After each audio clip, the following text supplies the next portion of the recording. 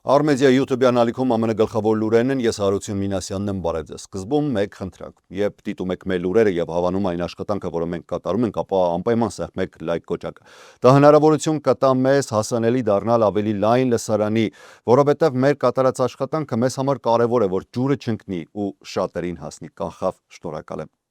Միացյալ Նահանգները Իրան հարաբերություններում լարվածությունը շարունակում է պահպանվել չնայած հայտարարված հրադադարին։ Վերջին զարգացումները ցույց են տալիս, որ իրավիճակը շարունակում է մնալ խիստ փխրուն, իսկ կողմերի միջև վստահությունը գրեթե զրոյական։ Միացյալ Նահանգների նախագահ Դոնալդ Թրամփը հայտարարել է, որ Իրանը գործնականում որևէ լուրջ լծակ չունի, ընդգծելով, որ ներկայիս փուլում Թեհրանի հիմնական նպատակը բանակցություններն են։ Նրա այս հայտարարությունը հնչում է այն պահին, երբ դիվանագիտական գործընթացը դեռ նոր է սկսվում։ Միացյալ Նահանգների փոխնախագահ Ջեյ Դի Վենսը մեկնել է Պակիստանի մայրաքաղաք Իսլամաբադ, ղեկավարելու ամերիկյան պատվիրակությունը Իրանի հետ սպասվող բանակցություններում։ Պակիստանը այս գործընթացում հանդես է գալիս որպես կարևոր միջնորդ, փորձելով մոտեցնել կողմերի դիրքորոշումները։ Ակնկալվում է, որ քննարկումներ կկենտրոնանան մի քանի առանցքային հարցերի շուրջ, այդ թվում Լիբանանի իրավիճակը, Իրանի սառեցված ակտիվները, միջուկային ծրագրի հետ կապված պահանջները։ Սակայն Իրանի դիրքորոշումը շարունակում է մնալ կոշտ։ Իրանական պաշտոնյաները հայտարարում են, որ ներկայում ընթանում են ոչ թե սովորական, այլ զինված բանակցություններ, ինչը նշանակում է, որ երկիրը պատրաստ է ցանկացած պահի պաշտպանել իր շահերը։ Թեհրանից հնչող հայտարարություններում ընդգծվում է նաև, որ վստահություն Միացյալ Նահանգների նկատմամբ չկա, եւ նախորդ տարիների փորձը ցույց է տվել, որ բանակցությունները հաճախ ուղեկցվում են ճնշմամբ ռազմական գործողություններով։ Բացի այդ, Իրանը շարունակում է պնդել իր միջուկային ծրագրի իրավունքը, այն ներկայացնելով որպես երկրի էներգետիկ եւ ռազմավարական անվտանգության կարևոր բաղադրիչ։ Թե որոշ հարցերում հնարավոր է ճկունություն, սակայն հիմնական սկզբունքները ըստ պաշտոնական Թեհրանի բանակցության ենթակա չեն։ Վենսի այցը ընդգծում է Վաշինգտոնի պատրաստակամությունը համադրել ռազմական ճնշումն ու դիվանագիտությունը, քանի որ Միացյալ Նահանգները փորձում է ձևավորել մի շրջանակ, որը միաժամանակ կլուծի եւ անվտանգության հարցերը, եւ կկանխի նոր անկայունությունը, որը կարող է ազդել համաշխարհային շուկաների եւ դաշնակիցների վրա։ Քանի որ լարվածությունը դեռ բարձր է, իսկ վստահությունը փխրուն, այս բանակցությունների արդյունքը կարող է որոշել հակամարտության հաջորդ փուլը եւ պարզել հնարավոր է արդյոք հասնել կայուն խաղաղության։ Այդ պատճառով այս առաքելությունը դարձել է վերջին ժամանակների ամենաուշադիր հետևող դիվանագիտական նախաձեռնություններից մեկը։ Վենսը մեկնելուց առաջ հայտարարել է. «Մենք սպասում ենք բանակցություններին եւ կարծում ենք, որ դրանք կարող են դրական լինել։ Ինչպես ասել է ԱՄՆ նախագահը, եթե իրանցիները պատրաստ են բարեխղճորեն բանակցել, մենք նույնպես պատրաստ ենք մեկնել բաց ձեռք։ Նախագահը մեզ տվել է բավարար հստակ ուղերձներ եւ կտեսնենք, թե ինչպես կընթանա»։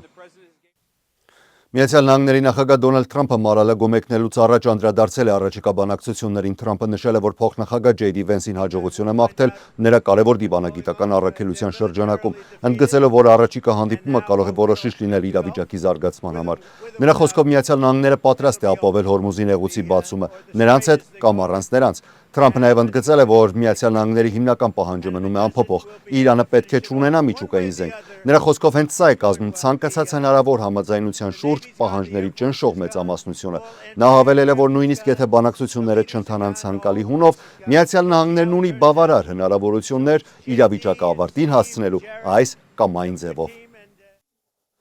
Հայտարարված հրադադարը չի կարողանում կանխել նոր բախումների վտանգը։ Միացյալ Նահանգները Իրան բանակցություններից առաջ հնչում են կոշտ եւ սպառնալից հայտարարություններ։ Իրանի հոգեվոր առաջնորդ Մոջթաբա Խամենեին հայտարարել է, որ երկիրը չի հրաժարվելու պայքարից եւ պատասխան է տալու յուրաքանչյուր հարվածի համար։ Նրա խոսքով Իրանը չի փնտրում պատերազմ, սակայն երբեք չի զիջելու իր իրավունքները եւ պատրաստ է շարունակել դիմադրությունը բոլոր ուղղություններով։ Հատկապես ընդգծվել է Հորմուզի նեղուցի կարևորությունը, նշելով, որ դրա կառավարումը կարող է անցնել նոր մակարդակի։ Միևնույն ժամանակ Խամենեին կոչ է արել տարածաշրջանի երկրներին կանգնել ճիշտ կողմում եւ չվստահել, ինչպես ինքն է ձևակերպել կեղծ խոստումներին։ Պետական հեռուստատեսությամբ հնչած ուղերձը ավարտվել է կոչով. «Սիրելի ժողովուրդ, թեև ավարտվել է մեր մեծ առաջնորդի նահատակության պաշտոնական սգի շրջանը, սակայն նրա մաքուր արյան եւ երկրորդ ու երրորդ պարտադրված պատերազմների բոլոր նահատակների վրեժը լուծելու վճռականությունը շարունակում է ապրել հոգում եւ սրտում, եւ այն անընդհատ հետամուտ կլինի դրա իրականացմանը»։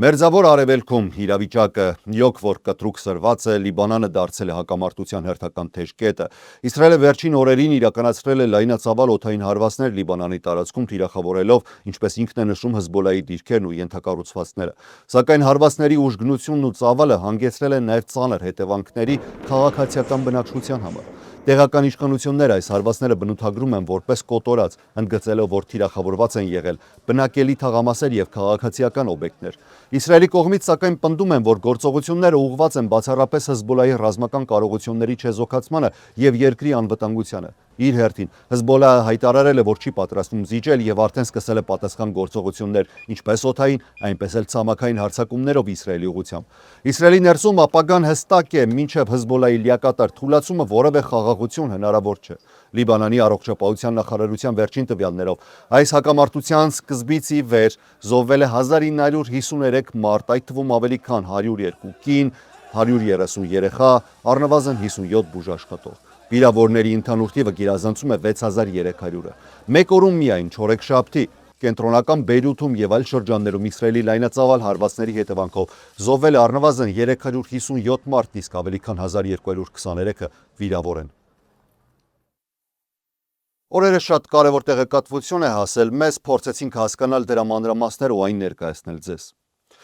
Թրամփի վարչակազմը նախատեսում է դեկտեմբերից սկսած ավտոմատ գրանցել զինվորական ծառայության համար համապատասխան տղամարդկանց, ինչը գործարկում է զորակոչի մեխանիզմ, որը չի կիրառվել ավելի քան 50 տարի։ Այս քաղաքականությունը Selective Service համակարգի շրջանակում է, որի համաձայն Միացյալ Նահանգների բոլոր 18-ից 25 տարեկան տղամարդ քաղաքացիները պարտավոր են գրանցվել զորակոչի ենթարկվելու համար, այլևս չսպասելով ինքնագրանցմանը։ Այս քայլը բավարար հազվադեպ է եւ վերջին անգամ կիրառվել է Վիետնամի պատերազմի ժամանակ։ Փոփոխությունը տեղի ունենում նաեւ Իրանի հետ շարունակվող հակամարտության ֆոնին։ Սա կփոխի գրանցման գործող կարգը, սակայն իրական զորակոչի վերականգնումը շատ ավելի բարդ գործընթաց է։ Դրա համար անհրաժեշտ կլինի, որ Կոնգրեսը փոփոխություններ կատարի Military Selective Service Act-ում, նախագահին թույլ տալով ազգային արտակարգ իրավիճակում զորակոչել քաղաքացիական անձանց։ Եթե զորակոչ հայտարարվի, պարտադիր գրանցման ենթակա կլինեն ԱՄՆ-ի բոլոր 18-ից 25 տարեկան տղամարդ քաղաքացիները։ Այստեղ կա կարևոր նրբություն։ Այն ներառում է նաև տղամարդ ներգաղթյալներին, ապօրինի ներգաղթյալներին,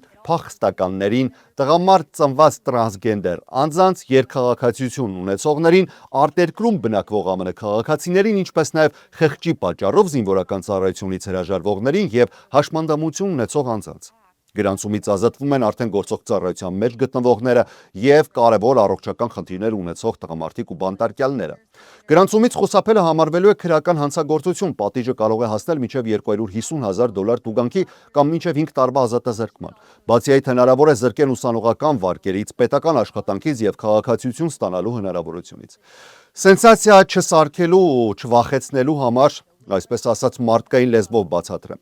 Միացյալ Նահանգները պատրաստվում է ավտոմատ գրանցման համակարգի փոփոխության, որը տեսականորեն կարող է հեշտացնել ընդհանրապես զորակոչի գործարկումը ապագայում։ Սա միայն գրանցում է, հիմա զորակոչ չկա։ Ապագայում հավանական է, դա էլ կախված է պատերազմից։ Եթե զորակոչ իրականացվի, այն կկազմակերպվի վիճակահանությամբ։ Գրանցվածները կմասնակցեն լոտոյի եւ պատահական ընտրված ծննդյան օրերն ու համարները կորոշեն, թե ովքեր պետք է առաջինը ներկայանան ծառայության։ Ընտրված անձիկ կարող են դիմել ծառայության հետաձգման, տեղափոխման կամ ազատ արձակման, անցնելով համապատասխան գնահատում ռազմական ընդունման կենտրոնում։ Selective Service համակարգի ներկայացուցիչները նշում են, որ այս քայլը պայմանավորված է վերջին տարիների գրանցումների թվի կրճատմամբ։ Քանի որ շատերը որոշել են պարզապես չգրանցվել, իշխանությունները որոշել են, որ դա պետք է տեղի ունենա ավտոմատ կարգով։ Վերջերս պատահաբար մի գործընթացի մասին տեղեկացա, որը դեռևս գտնվում է փակ գրեթե գաղտնի փուլում։ Սկզբում դա պարզապես լուր էր, բայց երբ սկսեցի հետաքրքրվել ու հասկանալ մանրամասները, պարզ դարձավ, որ սա սովորական պատմություն չէ։ Ամերիկյան շուկայում մրցակցությունը ոչ ոքի համար էլ գաղտնիք չէ, խիստ է, իսկ նոր բիզնեսների համար գրեթե անանցանելի։ Սակայն երբեմն հայտնվում են օրինակներ, որոնք կոտրում են այդ կարծրատիպերը եւ ցույց տալիս, որ ճիշտ մոտեցման դեպքում նույնիսկ կարճ ժամանակահատվածում հնարավոր է հասնել մեծ արդյունքների։ Խոսքը Vivaldi Catering-ի մասին է։ Մի ընկերություն, որի զարգացումը գնահատվում է բացառիկ դեպք, որը կարող է դառնալ կարևոր շրջադարձ ոչ միայն բիզնեսի, այլ նաև հայկական համայնքի համար։ Ինչ է իրականում փակ դռների հետևում կատարվում եւ ինչպես հայկական բրենդը հասավ այս փուլին։ Vivaldi Catering-ի պատմությունը պարզապես հերթական բիզնեսի զարգացում չէ։ Սա արագաճի բացառիկ օրինակ է, որը արդեն դուրս է գալիս համայնքային շրջանակներից եւ մտնում ամերիկյան լայն շուկայի դաշտ։ Ընկերությունը շուկայում գործում է ընդամենը մոտ 18 ամիս, սակայն այդ ընթացքում կարողացել է հասնել այն մակարդակի, որտեղ արդեն ընթացքի մեջ են մի քանի տասնյակ միլիոն դոլարի պայմանագրի շուրջ բանակցությունները։ Եթե գործարքը հաստատվի, առաջիկա տարիներին Vivaldi Catering-ը կարող է սպասարկել խոշոր կինոստուդիաներ, ապահովելով մեծածավալ սննդային ծառայություններ։ Բանակցությունների ընթացքը դեռևս փակ է, այս փուլում չի հրապարակվում, թե որ ընկերությունն է ներկայացրել առաջարկը եւ որ ստուդիաներն են ներգրավված գործընթացում, սակայն այլևս փաստ է, որ հայկական բրենդը նկատվել է ամերիկյան բազմամիլիոնանոց շուկայում։ Կինոստուդիաների ու լանչերի, բրեքֆեստների հետ կապված մեծ նկարահանումների էինք մասնակցում, ավելի շատ ինձ թվում է այդտեղից նկատելի դարձանք, կամաց չեմ վախենա ասեմ, որ մեծ կամպանիաներին երևի սկսեցինք մի քիչ խանգարել, այդ առումով էլ իրանք սկսեցին մեզ նկատելը, առաջարկները տեղից եղավ, քանի որ ամերիկյան մտածելակերպը, բիզնես մտածելակերպը տենց է, եթե մտածում են դու իրանց խանգարում ես, իրանք փորձում են համագործակցեն, ոչ թե առաջին հերթին մտածում են համագործակցեն, ոչ թե competition-ի մեջ մտնել, ինձ թվում է ամեն ինչ սկսվեց այդտեղից ու հենց այդտեղից էլ առաջարկը ստացանք համագործակցելու, այս պահին իրավունք չունեմ ասելու կամփնու անունը, ժամանակը կգա, որ հաստատվի ամեն ինչ արդեն որպես թղթաբանություն լինի, իհարկե կբարձրաձայնենք։ Այս զարգացումը հատկապես խորհրդանշական է հայկական համայնքի համար։ Միացյալ Նահանգներում մենք կազմակերպված եւ ակտիվ համայնք ենք, սակայն ազգային մակարդակով շարունակում ենք մնալ փոքր հատված ընդհանուր տնտեսական համակարգում, եւ հենց այդ համատեքստում նման առաջընթացը ձեռք է բերում ավելի լայն նշանակություն։ Vivaldi Catering-ի աճի հիմքում ըստ ընկերության ներկայացրած մոդելի դրված է պարզ մոտեցում՝ մրցունակ-գին, մեծ ծավալ եւ որակի վերահսկում։ Կարճ ժամանակահատվածում թիմը կարողացել է կառուցել օպերացիոն համակարգ, որը թույլ է տալիս աշխատել մեծաքանակ պատվերներով, պահպանելով ծախսերի վերահսկելիությունը եւ կազմակերպչական ճշգրտությունը։ 10-ից 12 հոգու համար ուղղակի պարզ սովորական գնացինք, մտանք ամենասովորական խանութը հայկական, առևտուր արեցինք, մենյուն պատկերացրեցինք, պայմանավորվեցինք, որ գինը կստանանք, խանութից առևտուրի արդյունքում, որ գինը կստանանք, հենց այդ գինը կդնենք փակեջի արժեքը։ $300 գինը դրեցինք, որով մարդիկ չեն կարող այդ 10-ից 12 հոգու համար ինչը մեր մենյուն ընդգրկում է, ներառում է այդ առևտուրը չեն կարող անեն, որտեվ ամենակիչը $500-600 գումար պետք է ծախսեն, որ այդ սննդամթերքը առնեն, բերեն իրանք ստանան մեր 10-ից 12 փակեջը։ Նկատի ունեմ, մենակ ժամանակ սեյվ չեն անում, չարչարանք սեյվ չեն անում, ավելի շատ գումարել են սեյվ անում։ Այսինքն մենք կարացինք ստանանք $300 10-ից 12 հոգու համար։ Երկրորդ կարևոր գործոնը համայնքի աջակցությունն է։ Հայկական կազմակերպությունները եւ անհատ պատվիրատուները ոչ միայն օգտվել են ծառայություններից, այլև նպաստել են բրենդի տարածմանը վստահությամբ եւ գործնական կապերով։ 707 771 77 71 հեռախոսահամարը բրենդի բաղկացուցիչ ու անբաժան մասնիկն է։ Այն առավել քան հայտնի է։ Սա այն դեպքն է, երբ բիզնեսի զարգացումը եւ համայնքային համախմբվածությունը փոխադարձաբար ուժեղացնում են միմյանց։ Գործող բիզնեսներ ունենք, իրանց հետ համագործակցում ենք 10-ից մինչև անսահմանափակ, ասեմ 10-ից մինչև անսահմանափակ ընդունում ենք պատվերներ, ամենօրյա պատվերներ, որ իրանք լանչեր են ունենում, չգիտեմ, բիզնեսներ կան, որ իրանք իրանց աշխատողների լանչերն են ապահովում, այդ լանչերի ծառայություններից են օգտվում, ունենք մատուցում ենք, այս պահին ունենք գործող շատ կամպանիաներ, անում ենք ու շարունակում ենք ընդունել ավել պատվերներ։ 18 ամիսը սովորաբար բավարար ժամանակահատված չի համարվում նման մասշտաբի պայմանագրային բանակցությունների հասնելու համար։ Այդ պատճառով ընթացող գործընթացը արդեն իսկ գնահատվում է որպես բացառիկ օրինակ։ Միաժամանակ մեծածավալ պայմանագիրը ենթադրում է նաև բարձր պատասխանատվություն, ֆինանսական, կազմակերպչական եւ մրցակցային առումով։ Հարկավոր է արձանագրել, որ մեր համայնքում սկսված նախաձեռնությունները կարելի է եւ նույնիսկ պետք է դուրս բերել ամերիկյան ազգային տնտեսական հարթակ։ Իսկ նման օրինակները ցույց են տալիս, որ արագ աճը հնարավոր է, երբ համադրվում են կազմակերպված աշխատանքը, հստակ բիզնես մոդելը եւ համայնքի աջակցությունը։ Սա լավագույն օրինակն է ավելի մեծ երազելու եւ ավելի քան պատասխանատու մոտենալու սեփական գործին, ինչպես ասում են Ամերիկայում, never give up։ Նրանք վերադարձան տիեզերական պատմության մեջ նոր էջ բացվեց։ Արտեմիս 2 առաքելության տիեզերագնացները հաջողությամբ վերադարձել են երկիր, ավարտելով ավելի քան կես դարից հետո մարդկության առաջին լուսնային թռիչքը։ 4 անդամից բաղկացած անձնակազմը Ռիդ Վայզմանը, Վիկտոր Գլովերը, Քրիստինա Քոքը եւ կանադացի Ջերեմի Հանսենը վերադարձել են խաղաղ օվկիանոս կատարելով ջրային վայրեջք Սան Դիեգոյի մոտակայքում։ Վերադարձի պահին նրանց Օրիոն տիեզերանավը մթնոլորտ է մտել ձայնի արագությունից 33 անգամ մեծ արագությամբ, ցուցադրելով այնպիսի ցուցանիշներ, որոնք վերջին անգամ գրանցվել էին դեռևս Ապոլոն ծրագրի ժամանակ։ Վերադարձն ուղեկցվել է լարվածությամբ, քանի որ տիեզերանավը մի քանի րոպե գտնվել է հաղորդակցության բացակայության մեջ, ծածկված լինելով բարձր ջերմաստիճան ունեցող պլազմայով։ Այդ ընթացքում բոլորի ուշադրությունը կենտրոնացած էր ջերմապաշտպան վահանի վրա, որը պետք է դիմանար հազարավոր աստիճանների։ Վերջապես կապի վերականգնումից հետո եւ վայրեջքի պահին կառավարման կենտրոնում հնչել են ուրախության ձայներ։ Առաքելության ընթացքում տիեզերագնացները հասել են ռեկորդային հեռավորության, ավելի քան 252,000 մղոն երկրից, գերազանցելով Ապոլոն 13-ի ցուցանիշը ու դառնալով պատմության ամենահեռուն ճանապարհորդած մարդիկ։ Թռիչքի ընթացքում նրանք ֆիքսել են լուսնիային կողմը, որը երբևէ չէր երևացել մարդու աչքին, ինչպես նաև ամբողջական արևային խավարումը։ Այս թռիչքը դիտարկվում է որպես կարևոր քայլ դեպի լուսնի վրա կայուն ներկայություն հաստատելու ծրագիր։ Հաջորդ առաքելությունները Արտեմիս 3-ը եւ Արտեմիս 4-ը նախատեսում են արդեն վայրեջք լուսնի վրա եւ երկարաժամկետ ծրագրերի մեկնարկ։ Այսպիսով, մարդկությունը կրկին վերադառնում է լուսին նոր նպատակներով եւ ավելի մեծ հավակնություններով։ Կալիֆոռնիայի կենտրոնական հատվածում մի տղամարդ երեկ կրակել եւ սպանել է շերիֆի տեղակալին, երբ վերջինս փորձել է նրան հանձնել վտարման ծանուցում։ Դեպքը վերածվել է երկարատև դիմակայության, որն ավարտվել է նրանով, որ իրավապահները մեքենայով վերաերթի են ենթարկել ու սպանել զինված կասկածյալին, երբ նա փորձել է փախչել։ Տուլարե շրջանի շերիֆի գրասենյակի տվյալներով 60-ամյա տղամարդուն Պորտերվիլ քաղաքում ընդամենը պետք է ներկայացվեր վտարման ծանուցում, ու այդ ընթացքում նա կրակ է բացել իրավապահների ուղղությամբ։ Պորտերվիլը գտնվում է Լոս Անջելեսից մոտ 150 մղոն հեռավորությամբ Կալիֆոռնիայի կենտրոնական հովտում։ Զինված տղամարդը մի քանի ժամ փակվել է տան ներսում։ Դիմակայությունն ավարտվել է երեկոյան, երբ կասկածյալը տանից դուրս է եկել ու սկսել շարժվել հարևան տների բակերով։ Շերիֆ Մայք Բուդրոն ասել է, որ Քերն շրջանի SWAT հատուկ ջոկատը զրահապատ մեքենայով մտել է այդ բակը, որտեղ կասկածյալը գետնին էր։ Այդ պահին նա կրակ է բացել, ինչից հետո մեքենան վրաերթի է ենթարկել նրան։ Նախորդ տարվա հուլիսին հյուսիսային Կալիֆոռնիայում տեղի ունեցած հրավառության պահեստի պայթյունի գործով, որի արդյունքում 7 մարդ էր զոհվել, այսօր ձերբակալվել է 7 անձ։ Այդ դեպքի պատճառով նաև վիրավորվել էր եւս 2-ը։ Յոլո շրջանի Էսպարտո գյուղատնտեսական փոքր համայնքի մոտ տեղի ունեցած պայթյունը առաջացրել էր խոշոր հրդեհ եւ հանգեցրել էր հուլիսի 4-ի տոնական միջոցառումների չեղարկմանը։ Ձերբակալվածների թվում են Սեմյուել Մաչադոն եւ Թամի Մաչադոն, որոնք հանդիսանում են պահեստի սեփականատերը։ Դեպքի պահին Սեմյուել Մաչադոն աշխատում էր որպես Յոլո շրջանի շերիֆի գրասենյակի լեյտենանտ, իսկ նրա կինը Թամին վարչական աշխատակից էր։ Դեպքից հետո նրանք հեռացվել են աշխատանքից։ Ձերբակալվել է նաև Քենեչին Devastating Pyrotechnics ընկերության սեփականատերը, որը ապօրինի հրավառություն էր պահեստավորում այդ տարածքում։ Նա ձերբակալվել է Ֆլորիդայում եւ այսօր դատանում տեղեկացվել, որ առաջիկա օրերին կարտահանձնվի Կալիֆոռնիա։ Իրավապանները նաև ձերբակալել են ընկերության մենեջեր Ջեք Լիին եւ Գարի Չանկրտսերին, որի անունով գրանցված է ընկերության դաշնային լիցենզիան։ Ձերբակալվածների թվում է նաև Քրեյգ Քաթրայթը, Black Star Fireworks ընկերության սեփականատերը,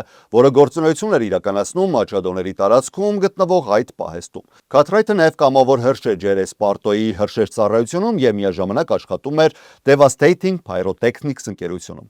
Քաթրայթի աշխատակիցներից մեկը Ռոնալդ Բոտելո երրորդը կալանքի տակ է գտնվում դեռևս դեկտեմբերից նրա նկատմամբ առաջադրվել են ավելի քան 10 նոր մեղադրանքներ։